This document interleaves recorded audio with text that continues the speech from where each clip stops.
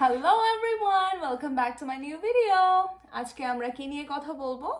আজকে আমরা খুব ইম্পর্টেন্ট একটা টপিক নিয়ে কথা বলবো, সেটা হচ্ছে যে কানাডার গ্রোসারি।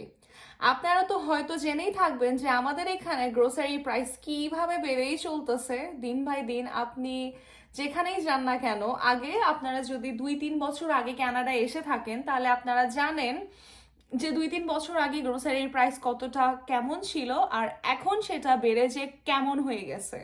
সেটা যে কোনো জিনিস, লাইক আপনার দুধের বোতল থেকে শুরু করে একটা আপেল বা যা ইচ্ছা তাই, মানে দাম বাড়েনি কোন জিনিসে। ইনফ্লেশনের অবস্থা এত খারাপ।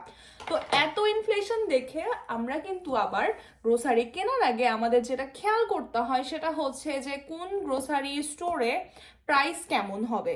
একটা জায়গায় যদি প্রাইস 1 টাকা হয়, আরেকটা জায়গায় দেখা যায় এটা 2 টাকা, আরেকটা জায়গায় দেখা যায় পুরো ডাবল 4 টাকা, আবার আরেকটা দেখা যায় ডাবলের থেকেও বেশি।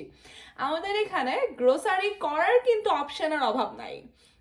আমাদের এখানে কি কি অপশন আছে? আমাদের এখানে আছে ওয়ালমার্ট, সুপার স্টোর, সেফওয়ে, আমাদের এখানে শপার্স ড্রাগ মার্ট আছে, আমাদের এখানে ফ্রেস্কো আছে, আরো কিছু ছোটখাটো কনভিনিয়েন্স স্টোর তো আছে এখানে, যেমন 7-Eleven, আর আরো অনেক কিছু অপশন।